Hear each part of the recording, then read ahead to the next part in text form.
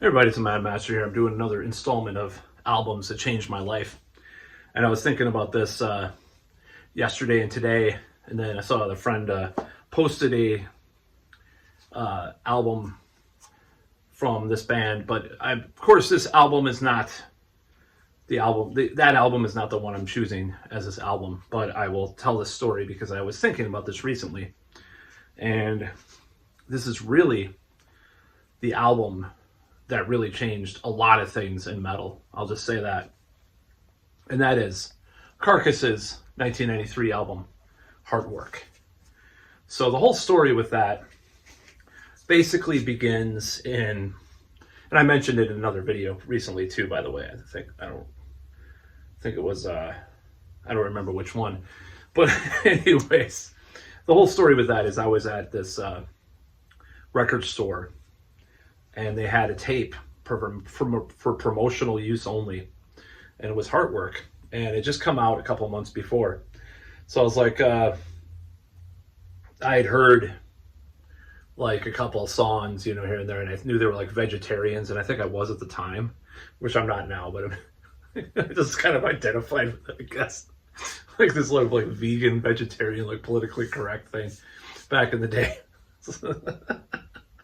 So I was like, man, they sound really weird, man. I kind of want to buy this. And it said like, had this like sticker on it. And I heard about, how this is like this big deal in the media, the metal media at the time was talking about it. Like there was a push for Earache Records to go mainstream at one point. They had Columbia distribution. This was a little bit later that they had that, but they were already starting to kind of have better distribution and stuff. And I think maybe Columbia was, I don't remember, but, I got this box set, by the way. This is the box set, like the ones that line up with the band and stuff. I think I have all of them. So I got this album, and I put it on. I'm like, man, this is amazing. What is this, And so I was like, and I don't know if you call it power metal or new wave or British heavy metal or whatever. Now I'd say it's more power metal, like the influences or the way that it's kind of on the album as far as the riffs and the solos go, because it's like post Iron Maiden, But I just started listening to it all the time, and I was just like, this is just amazing. And it's like the death metal band that really solidified in my head, because I'd heard a lot of death metal before and I was bored by some of it, but I also liked Deicide and Morbid Angel a lot, but didn't want to tell anybody. I didn't want to own any in the house because I was like superstitious about satanic music and stuff.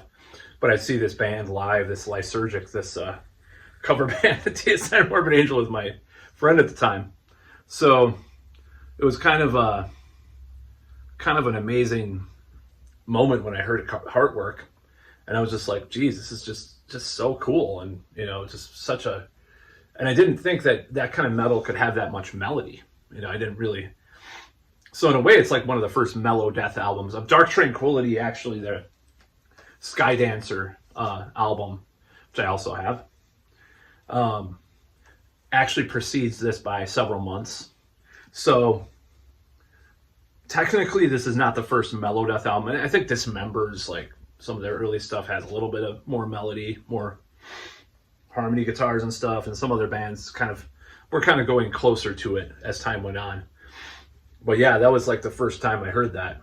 And I was just, and it really did change things, because I knew that like you could play like extreme metal with melody, and it didn't have to be all dry and dissonant all the time, even though I do like, there's a place for that too. So I really didn't hear anything like that for years, because, that was like, other than the other Carcass. But I got into all the Carcass, and I even got a shirt.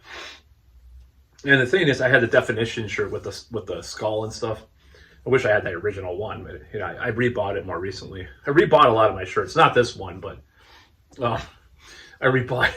This is a more recent edition. I never owned an Ozzy shirt before this one, and I wanted a underrated era shirt anyways. That's what I like to do, because like I have Kiss the Elder shirt and stuff. So I heard this album, and I was just like, I listened to it all over, and I got so into it that I annoyed my friend at the time, and he said he wouldn't talk to me for 3 days if I mentioned Carcass again. So that was the first one I got, and I think the second one was Recaputrefaction. I was like addicted to that too, because like it just was so out there. And I was already into punk and thrash and stuff, so, and DRI was one of my favorite bands. So it was like this fast, like short, intense, like noisy thing, Black Flag or whatever I was into as well. This fast, noisy thing that they did, I was like, oh, this is great. And I thought it was hilarious too. And some of the rapping, like I think was a Psychopathologist has like almost like a rap.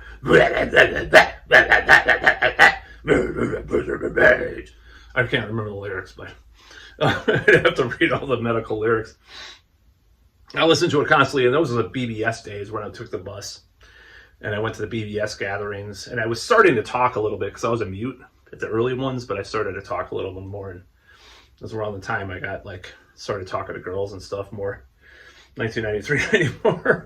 It's like my first dates and stuff. But so the Carcass has a big role in my memories of my life, in that time. And they toured, and I missed them. And I wanted to go, and I wanted to drag like my brother-in-law at the time to go see Carcass, but I never got to see him. But I was really into them and Napalm Death at the time, and I just loved it. Over time, I just was like, this is great, And then I got into Slayer like around the same time. I was like not as scared of Slayer anymore. But yeah, Carcass, because I could excuse it because it wasn't satanic.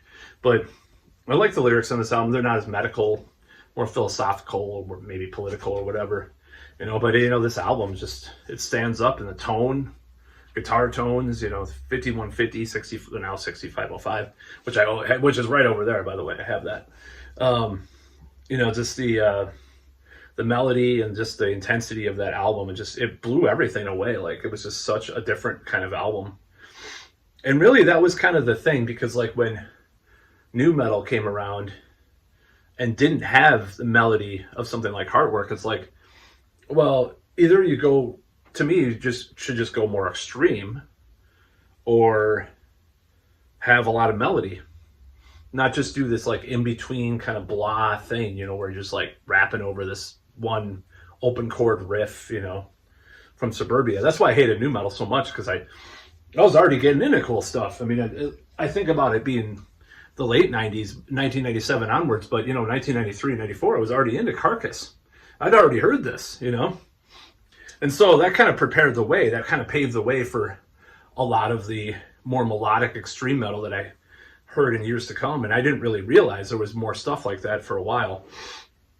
Because when you're growing up and you just have like your allowance or your lunch money or whatever to buy a tape at a record store, you're not going to be buying 20 tapes. You're going to be buying one or two, So I didn't really hear it until, anything else. But when I bought The Decline of Western Civilization, no, not Decline of Western, sorry. Death is just a totally different compilation. It was a movie. Decline of Western Civilization. Death is Just Beginning, volume 4 or 5 in 1997. And it was 1997. And I heard that. It was like, because I had heard the earlier ones, back in the day, because they were like, it had Pungent Stench, who I do like too, bands like that, and had like Monstrosity or something, and really brutal death metal and stuff.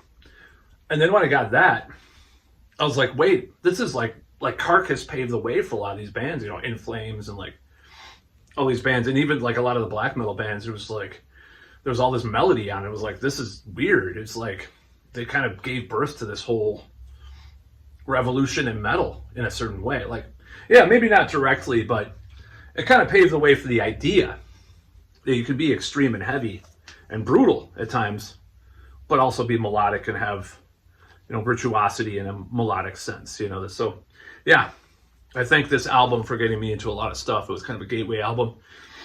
I was already into Napalm Death because my friend had Harmony Corruption, and I heard it, and I was like, it was just kind of more of a curiosity in a certain way, but I listened to it anyways. I was like, this is just insane.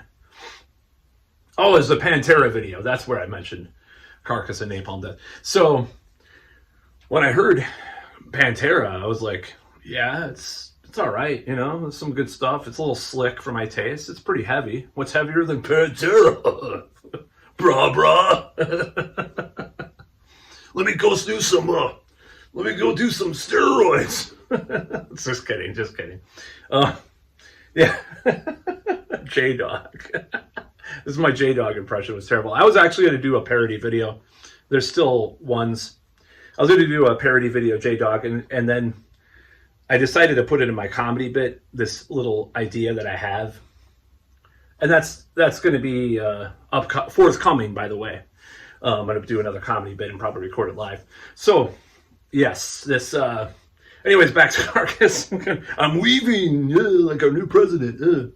Whatever. Fuck that shit. So, yeah, hearing these Carcass Heartwork for the first time just really changed my life. And I annoyed a lot of people because I was obsessed. I got all their albums that were out at the time. And for some reason, it took me years to get Swan Song. Because I read these interviews at the time that they were just bashing the record and the tour and stuff. I was like, oh, I'm not going to buy that. So it took me a long time to buy that. When I did, I actually quite liked it. And actually what happened was I bought a best of that has all those extra tracks. When I got back into metal, I bought that because I was out of metal for a while, so to speak. So... And then I was like, wow, and with the one with JFK's picture and stuff, I forgot what it's called.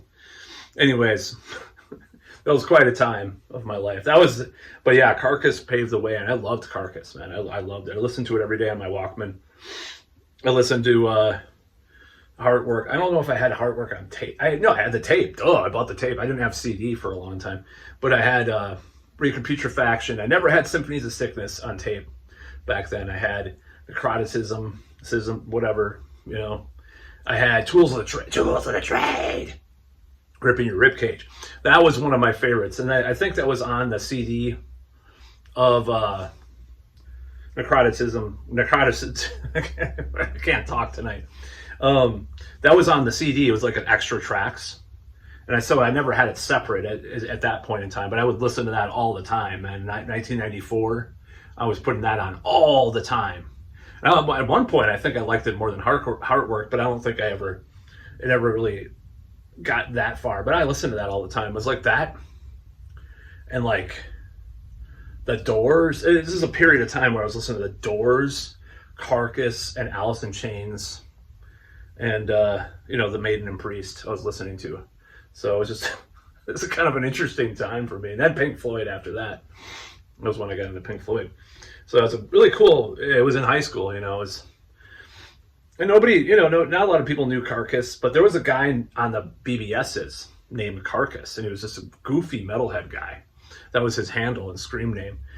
So he would post like Vomit and Anal Tract like lyrics and stuff, and we were just laughing. I just laughed my ass off. And then my friend in high school, who I mentioned before, or a different friend. Well, not the friend who liked Napalm Death, but a different friend that didn't talk to me for 3 days because I mentioned Carcass too much. He had this tape with Vomit and Anal Tract, and that was probably the first actual Carcass I heard. And I was like, what the hell is this?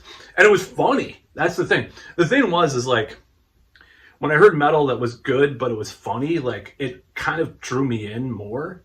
Just like when I heard King Diamond, like, well, Merciful Fate I heard first, but then I heard like King Diamond, and then I started like getting truly into it when I just like bought some of the albums, and then just like I just started doing King Diamond and making people laugh, and it was just like it was tied into all that stuff. But yeah, I really thought it was great. I loved it. So yeah, I'm kind of blabbling, but this is one of the best albums of all time. Changed my life. That's about all.